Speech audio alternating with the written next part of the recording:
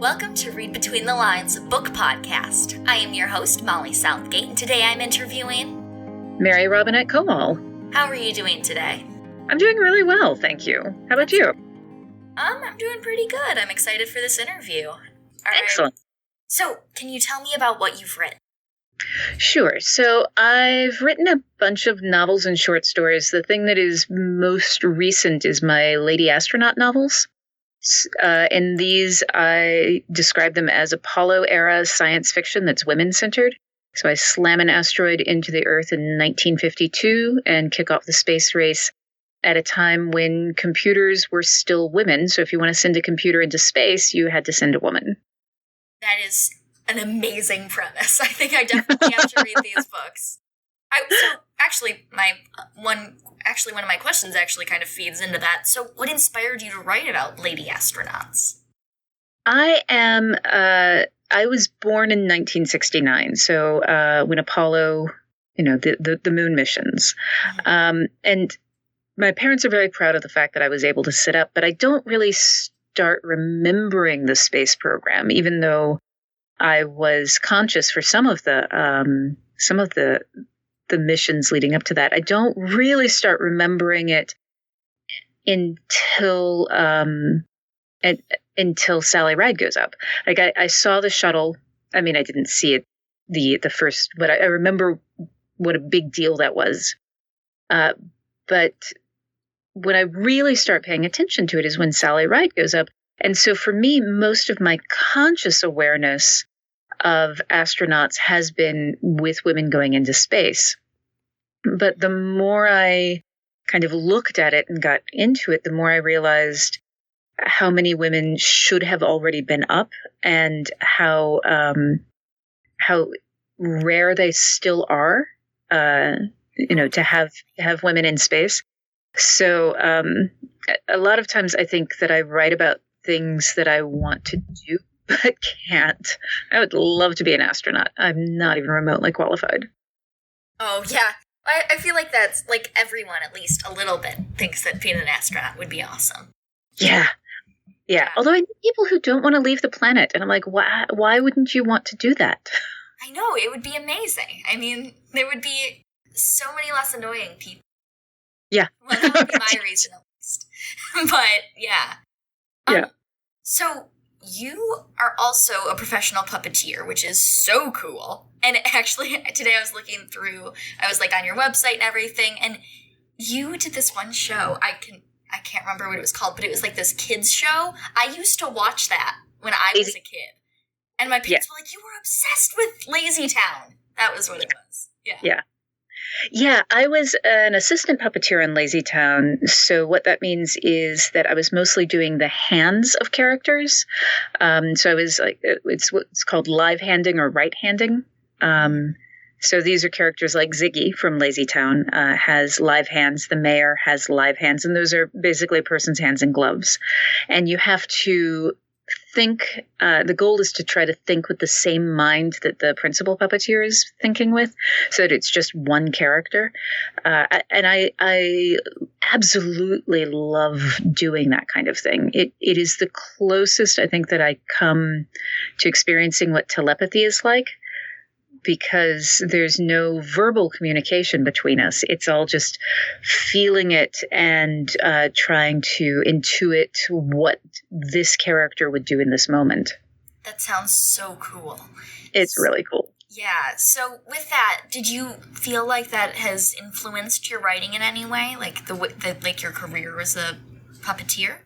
Yeah, there's a number of different ways that it's done that. One of the obvious ways is that I spent like 25 years doing it before I came into writing. So it taught me a lot about audience and how to read and react to an audience. But I think the other thing that it really taught me that, I talk in a lot of these other interviews about what it taught me about body language. But I honestly think that one of the most important things that it taught me was the importance of doing iterations of a thing, that you try it, and if you don't get it, you try it again, and then you try it again. You break it into smaller pieces while you're learning a new technique, that it's not it doesn't have to be perfect the first time, that you can hone something. And that I had a mentor who said, every show is another chance to get it right.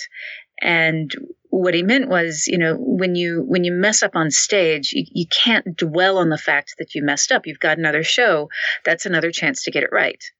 And you can take the lessons that you learned from how you made a mistake previously and apply them to the next thing you're doing.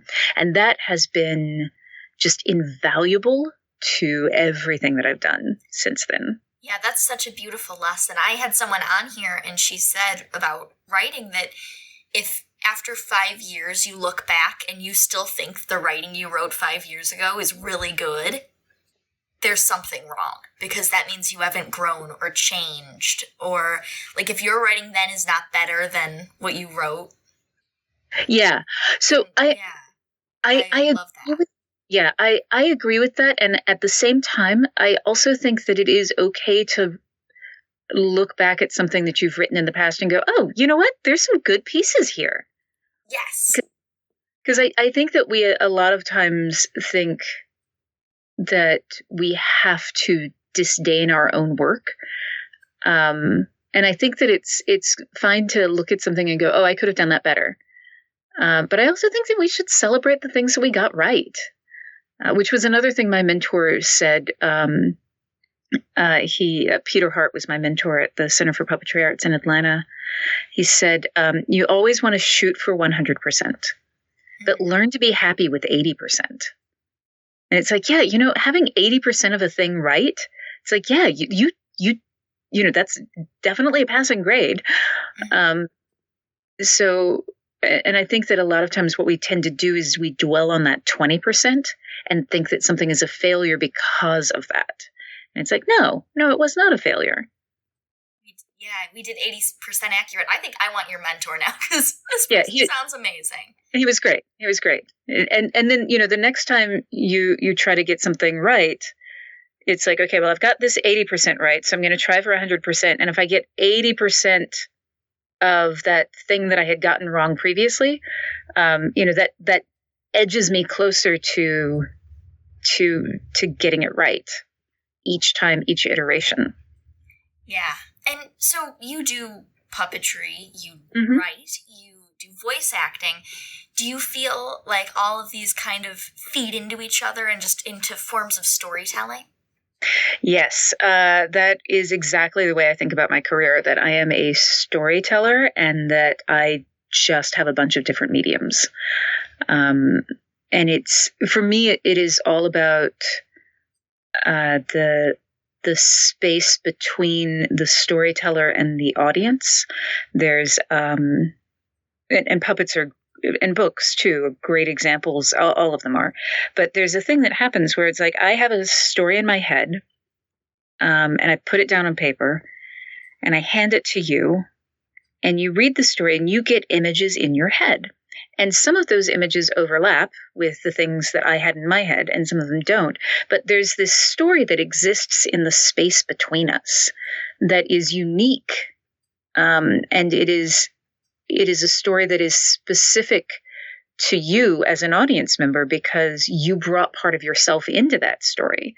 And it's not a story that I can tell by myself. And I think that's why why we do storytelling instead of just daydreaming, is because of that magical liminal space that exists between us.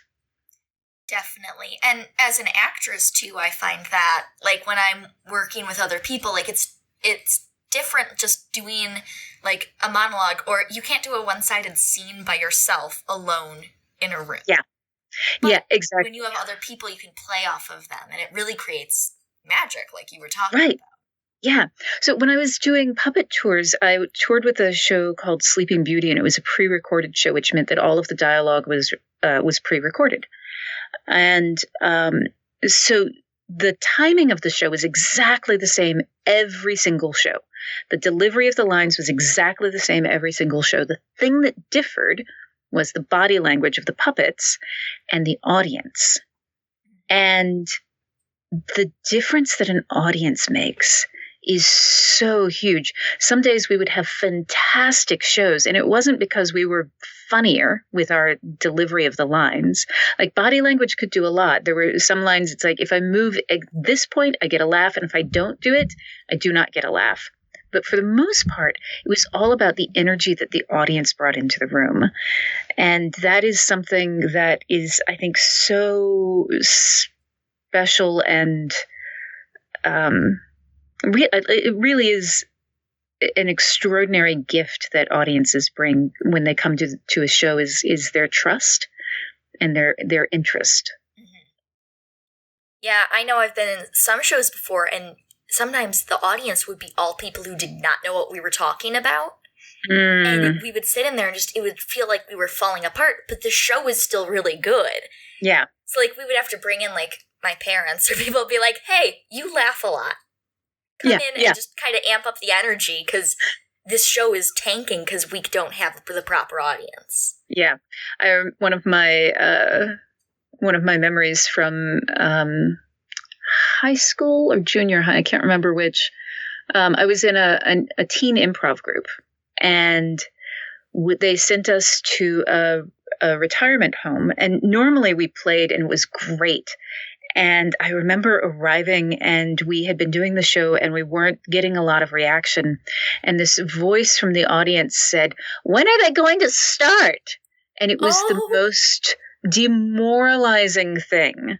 Oh my gosh. Yeah, and I know with comedy, especially, sometimes older audiences can be trickier too. Yeah. And in hindsight, some of it was, I don't think that they could hear us well, because we weren't amplified. But some of it was just that we were doing a form of theater that they weren't familiar with. And so they didn't know the rules. They didn't know that it was comedy. They didn't know what improv was. So it was like we were doing a show for the wrong audience. Oh, yeah. I've had that happen a lot. Yeah, you are correct. The audience can make or break anything. But how do you find that plays into your writing? Like, because writing is very much I'm going to sit down at, like, my computer or typewriter or wherever you write and just be alone and write. Do you have to have somebody with you when you write, or? Kind of. What I do is, I'm a little odd because I come out of live theater, and I'm a ham. I like having people read along with me. I know other writers, when I describe my process, they're like, "Oh, that would kill me." But what I do is, I have my ideal reader, which is the person that I'm kind of telling the story to, the person that I think about. And for me, this is my assistant, Alessandra Meekum, right now. And so I'm writing it to her, and so I'll finish a scene or a chapter, and I'll immediately show it to her. And we have a set of very clear parameters of what I'm looking for. And after she's read it, I'll make some adjustments, and then I'll let my beta readers see it. But the beta readers are getting it a little bit later. So the beta readers, I'm trying to stay like if I finish chapter 3, they get chapter 1. So I'm 2 chapters ahead of them. And the parameters that I give them is that I want to know if something's awesome so that I don't accidentally fix it. I want to know if something's boring. I want to know if they're confused, or if they don't believe something. And what I'm looking for I want to know if the scene is playing. I don't care, how my language is. I don't care if things are misspelled. I think of it as, I'm going to invite you to watch, to sit in on this rehearsal of this scene and just tell me if it's playing. And it's much, so for me, that kind of back and forth helps me hone and know, okay, this story is going in a direction I want it to go, or the story is not going in a direction I want it to go. And it helps enormously with that. And yeah, so I just want to circle back to when you were saying you want to see if something is playing. And that definitely is also true. And I don't know about puppeteering, but for live theater too, like if you have something off, Like, the audience can always tell if there's a disconnect. Yeah, and exactly. That's the beauty of writing, that you can write it and you can show it to people before it goes out to the whole world and to find the disconnects. So that is exactly so true. And that's why, like, when you're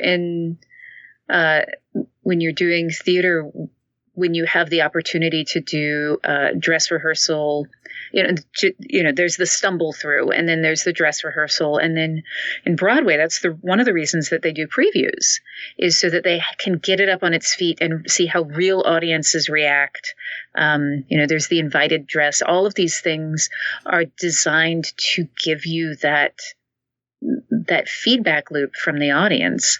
And yeah, it is exactly the same thing with puppets. Puppets, puppeteers are actors. It's just we are using an inanimate object instead of our own bodies. But other than that, it's all of the same tools that we say a meat actor or a fleshy when we're being really, really snarky, as opposed to a plushie. Well, as a fleshy, how dare you? But so, do you prefer writing by hand or on a computer or using a typewriter? Where do you like to write? Mostly I write on computer. I will change modes depending on the story or if I'm having trouble. So my first series is kind of like Jane Austen with magic. So parts of that are written longhand. Some of the parts of that are actually written longhand with an actual quill, just when I wanted a change of pace. But what I find is that whichever thing I'm using, it affects the rhythm of the story. And sometimes I want that. Like I have... my husband and I collect typewriters, so we have I think we have 20 now. And sometimes I will write on a typewriter. And the thing about a typewriter is you can't back up. You can't go easily and insert stuff. If you're like, oh, you know what, I should have said this earlier. You just kind of have to keep going. It's all of this kind of relentless forward progress. But when you get to the end of a line, the end of each line, you have to hit the carriage return. And so there's this moment where you are composing in your head before you start going again. And then when you get to the end of the page, well, you have to pull the paper out and put the new paper in. There's again a moment when you are composing and thinking about it. That doesn't happen in the same way when you're using a computer.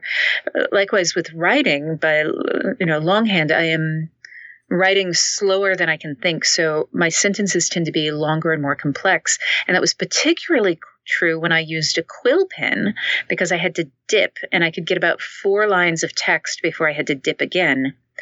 And it really was, my sentence structure got significantly longer and more complex.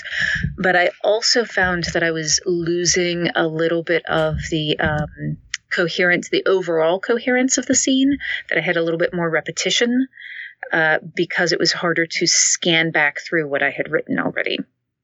Oh, yeah, that does make sense. And did you find it hard when you were writing in longhand to get it back, because you have to get it into the computer to edit and to show it to people? And no, that was fine. It actually was another editing pass. So I would I'd write it, and then I would go and key it into the computer and would make adjustments and changes as I was keying it in.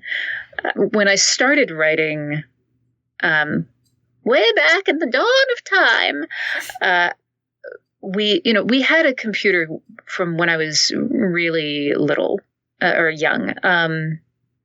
Actually, I'm not sure how old I was when we got the first computer, but we got a very early generation PC because my dad worked for IBM, and so I wrote on that, and I had a typewriter that you could like write a sentence at a time, and then it would type it. It had a tiny bit of memory. But for the most part, when I started writing, I had to write longhand because I didn't have a laptop. There was one computer in the house. The typewriter was a pain and used resources. So I mostly wrote longhand and then would key it in. So that was, for a long time, that was part of my process. And now I write on the computer and except occasionally. Okay, yeah. So, could you talk some about the importance of strong female representation in novels? Absolutely. So the thing for me that I did not realize really growing up was how much we model ourselves on the things that we read. Like, as humans, we are made of narrative. We talk a lot about, what makes someone, it's the ability to do art. Like, I think actually it's that we tell stories to each other. We tell stories about ourselves, even if we're not doing fiction.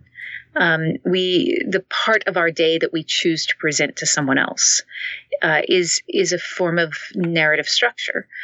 So when you're looking at female representation or any representation in novels, what you're looking for are people who will help you learn how to be yourself.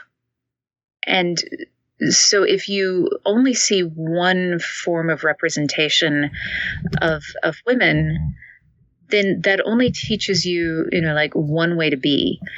And, if that's always I'm super competent until there's a crisis, and then I suddenly become incompetent so that the guy can save the day. Princess Buttercup. It's so upsetting.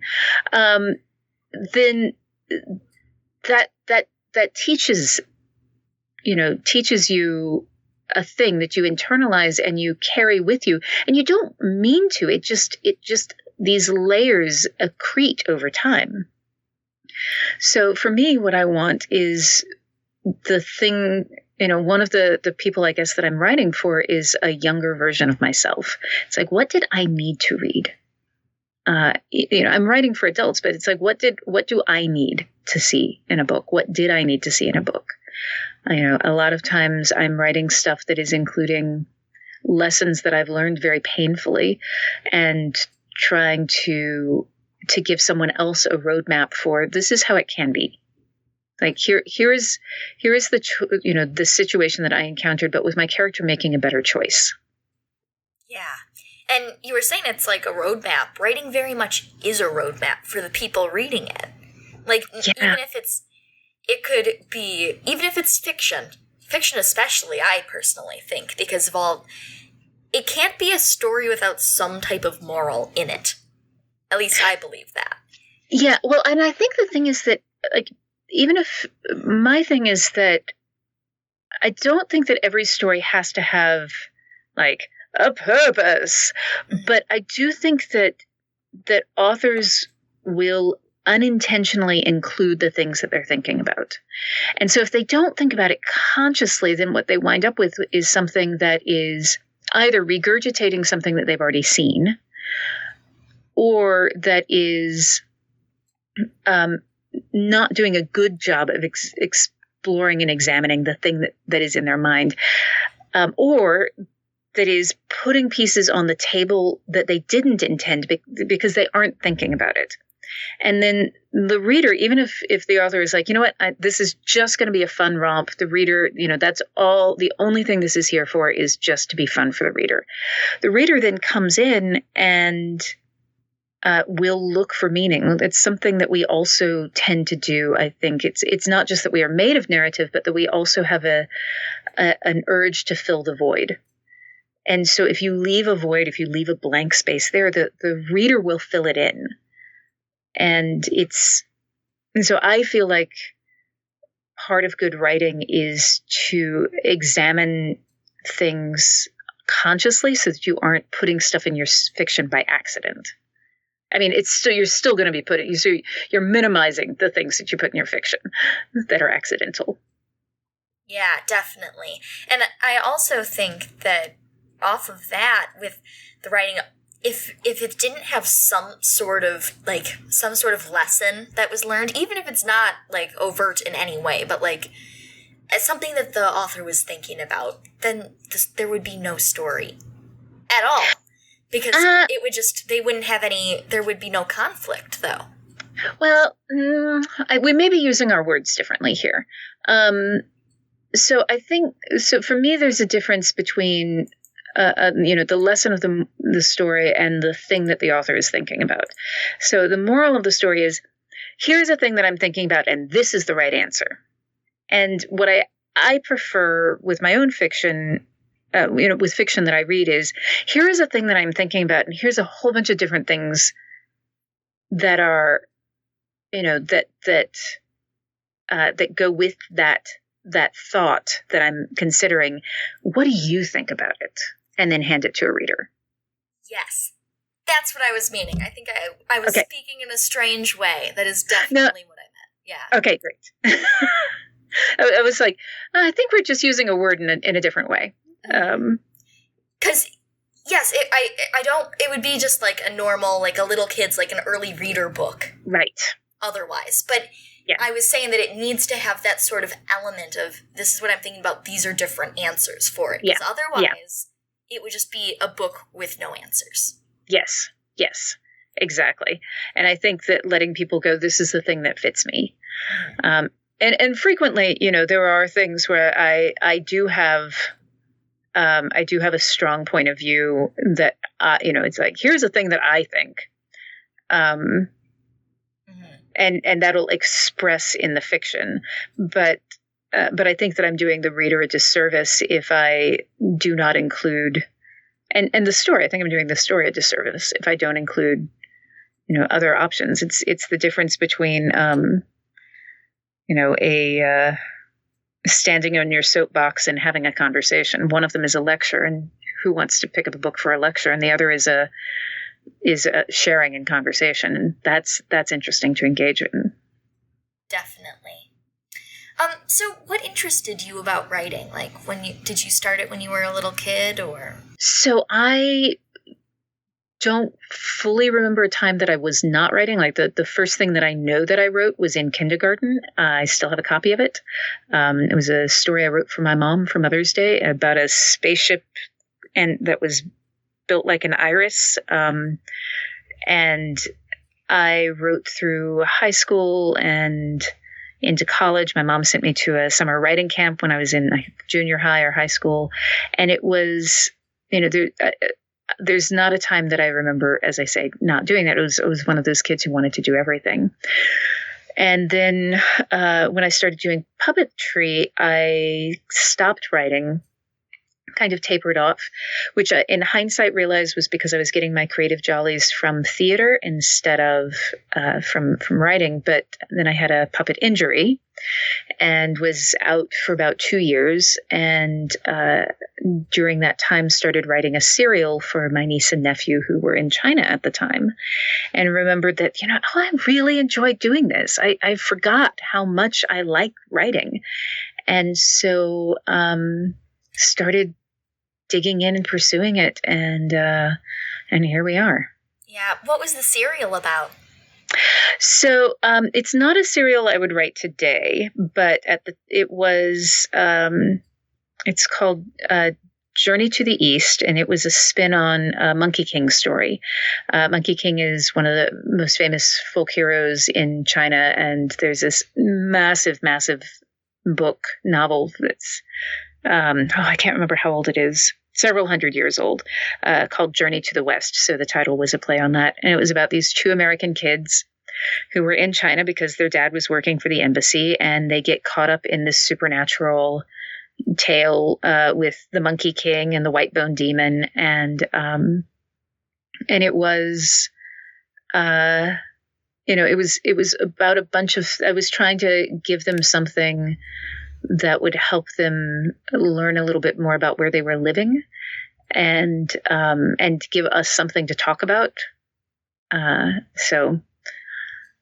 it was essentially a middle grade book. Yeah, that sounds awesome. Do you think that you'll write any more middle grade stories or books? I hope so. I would like to. As I said, I've never done anything with that one. I would like to. It's a form that I think is fantastic. I've just been reading, I just read The War That Saved My Life, and I'm listening to the audiobook of the sequel, The War I Finally Won. Both are middle grade, and it's such good writing, such good storytelling. They're really good. And if you like audiobooks, I highly, highly recommend the audiobook. The narration is wonderful. I'll definitely have to try that then. I love audiobooks so much. Yeah. I just finished The Handmaid's Tale one. Oh, well, no, not The Handmaid's Tale, but The Testaments, and the narration on that was so beautiful because it had the actual actors from the show. Oh, wow. 10 out of 10 recommend for noted. We'll listen, Yeah, I have, that's on my giant list of, at some point my TBR pile is pretty intense. Oh, yes, and especially for me with this podcast, because I get sent all the books for pretty much all of the authors. Oh, right. But then I get people on here that write series, and so I'm like, okay, I've got 5 books on my shelf from one author. Yeah. And then, and so it's fun. It's not a bad thing to have an excess of space, right. but it's a lot of reading. Yeah, someday I will probably, the way I am most likely to die is when my TBR pile falls on me. Oh, same. Yeah. I think for most readers that would probably be that. Yeah. Would you mind sharing some of the books on that pile?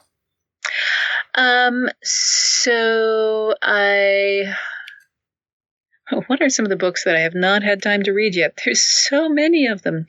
I have not yet read N.K. Jemison's The City We Became, which I really want to read. She's one of my favorite authors now, and I just haven't had time to pick that up. I'm stumped. I'm like, there's so many. How do I prioritize? There's one called Deke, which is nonfiction about Deke Slayton, who was was the head of the astronaut office during the Apollo era. What is the name of that one? A lot of it is nonfiction right now because I'm gearing up to write another book. So I have a giant nonfiction pile in addition to here are all of the novels that I want to read. You said you're going to be gearing up to write another book. Would you mind sharing what you can about it? Sure. Yeah, I'd be happy to. I'm finishing writing a novel that is not in the Lady Astronaut universe. That's a detective novel that's set on an interplanetary spaceship. It's a happily married couple and their small dog. So anyone who has seen the Thin Man movies, yes, there's some very, very conscious nods there. But the novel that I'm getting ready to gear up and write, which is why I've got some of these specific nonfiction books, is called The Martian Contingency, and it's book 4 in the Lady Astronaut series. So that is all Mars all the time. It's the establishment of the first permanent human settlement on Mars. Oh my gosh, I really have to read this series, for sure. Yeah, that sounds so good. All right, so what do you have coming up? So you've said you've got those books. Are there any interviews or anything that we'll be releasing? Yeah, so actually probably the easiest thing to do is if people just go to my website, MaryRobinetteKowal.com, there's a full list of all those places that I'm going to be. And the magical thing about our sparkling isolation is that it doesn't matter where in the country any of these events are happening, everyone can come to them. Yeah, quarantine is terrible and very hard, but it's been very nice for the book world because everyone gets to experience everything. Yeah. Minus the libraries being closed. That's been I know.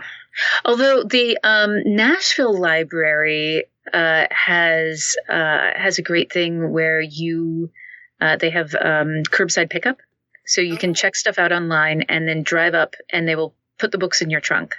Now I'm wishing I lived in Nashville, but like I said before, I have so many books.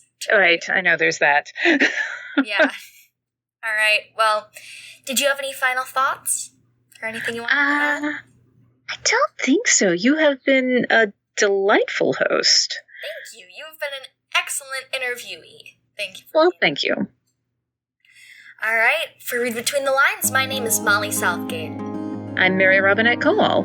Let's end this the way all great stories end. Happily ever after.